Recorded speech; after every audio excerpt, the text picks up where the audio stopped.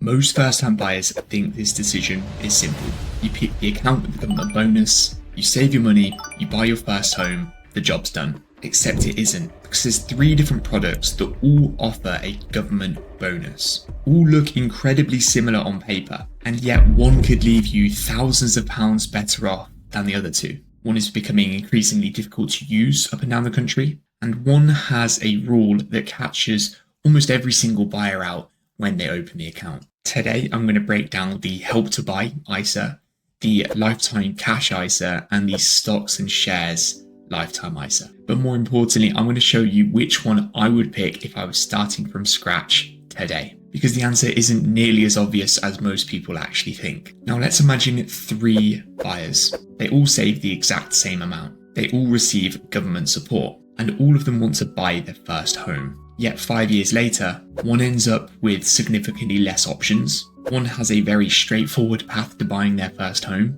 and one potentially comes out of the situation with the most money out of all of them. Same effort, same goal, completely different outcomes. So before we work out which one wins, let's start with the one many people ask me about today, the Help to Buy ISA. The Help to Buy ISA sounds really great on paper. Government bonus, tax-free savings, a simple structure to understand. But there is one problem that people are realizing the second they start looking at properties when they have this government ISA. It's the property limit. Imagine you've spent years saving. You've done everything right. You've built up your Help to Buy ISA. You found the property you love. You start talking to estate agents. You start arranging viewings, and you discover something. Property costs too much for the Help to Buy to qualify. Most people don't realise that the Help to Buy has a purchase limit to qualify to have access to it. This is essentially a maximum purchase price. This is set to £250,000 for properties outside of London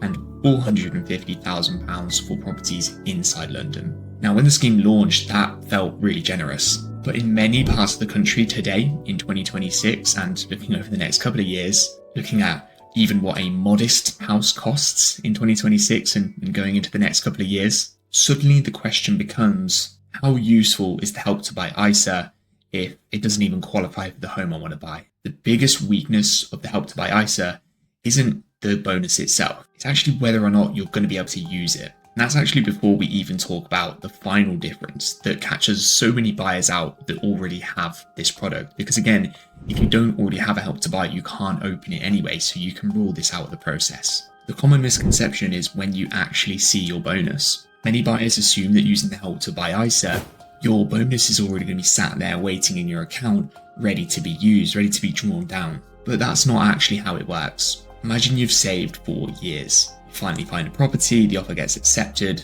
and the purchase starts moving forward in the correct steps. This is the moment where many first-time buyers expect to just see that money waiting in the account. But with the Help to Buy ISA, it's actually claimed during the legal process. So when you're nearing the end of the process, your solicitor is going to tell you as and when you need to draw down those funds. Now, to be clear, this doesn't normally create a major problem. And like I said, a good solicitor is going to tell you exactly when and how you need to do this with your selected bank. But it does create a psychological difference because you don't just see the money sat there in your account ready to buy a property. And that's actually where things become really, really interesting when you compare this to the Lifetime ISA. Because the Lifetime ISA feels completely different at a glance. And it kind of looks like it fixes almost all the problems that we've discussed with the Help to Buy ISA. But that's exactly where buyers are making a mistake because they're not reading the rules. Because at first glance, the Cash Lifetime ISA looks like an incredible scheme. In fact, it looks so good that when first-time buyers discover it, they stop doing research altogether. They just start saving into the Cash Lifetime ISA. Because imagine I offered that deal to you today. You put £4,000 in, the government gives you an extra £1,000 every single year up to the age of 50. Most people see and hear that and they think, where do I sign up? And honestly, I understand why. The property limit's higher, the bonus is more generous, and the account is generally easier to understand. And unlike the Help to Buy ISA, you actually see the bonus getting added into your account normally about a month after you deposit any money in there. At this point in the comparison, the Cash Lifetime ISA feels like it's one, right? But before you rush to open one, there's one rule that catches buyers out every single year with this product. And it's got nothing to do with the penalty, but we will cover that. This is a trap that I'm personally seeing more and more people fall into here. Imagine you're watching this video today, you're learning about the cash lifetime ISA, and you decide it's a perfect match. And 6 months later, you find the perfect property. You have the deposit, you have the mortgage, and you're ready to move. Except there's one big problem. The account isn't ready because the cash lifetime ISA needs to be open for at least 12 months before you can use it towards buying your first home. And that's why I'm constantly telling people, if you think there's any chance you buying a property and using that money towards buying your first home, whether it's now or well into the future, just put £1 in the account. Open the lifetime ISA, because once it's open, the clock starts ticking. And honestly, for many buyers, that's a way bigger issue than the penalty structure itself. But like I said, the penalty is something that's still well worth considering and well worth understanding, because most people think it works one way when actually it works in another way. Most people assume the penalty for taking money out of a lifetime ISA is that your government bonus is taken back off you, because that would make sense, right? Except that's not actually what happens. You put £4,000 in, the government gives you £1,000, you now have £5,000 in your lifetime ISA. And let's say life changes, something happens and you need that money. People, again, assume that they're going to get their £4,000 back, which is absolutely fine, it's what they needed. Except you don't, because the withdrawal penalty is against the entire balance, not the amount that you've been given as a bonus. And that's the moment that buyers realise they've actually lost some of their own money as well, not just the bonus that they've been rewarded with for having the money in the account. And don't get me wrong, the penalty isn't designed for people buying their first home.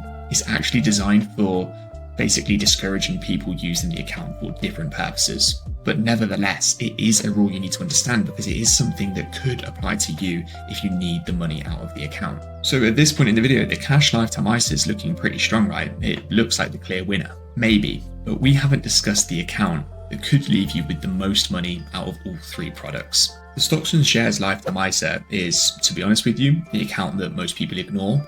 And to be honest with you, a lot of people don't even know exists. And it's also the account that could potentially outperform the other 2 products completely. But we have to be clear, it can create a huge problem when we actually look at timing, because we have to imagine 2 separate buyers. Same age, same income, same savings, same government bonus. Buyer A uses the cash lifetime ISA and buyer B uses the stocks and shares lifetime ISA. 5 years later, who is the one that ends up having the most money? Now, in many scenarios, if we're just going off historical data, scenario B ends up with more money because their money has had an opportunity to grow with the market. But there is a risk that after 5 years, the market doesn't grow and therefore you're in a worse position. So there is a lot more uncertainty with the stocks and shares ISA, and of course, uncertainty brings risk. And of course, this does mean that people start focusing on returns. But returns, of course, aren't the most important factor when looking at this, because there's another number that is way more important to consider than returns.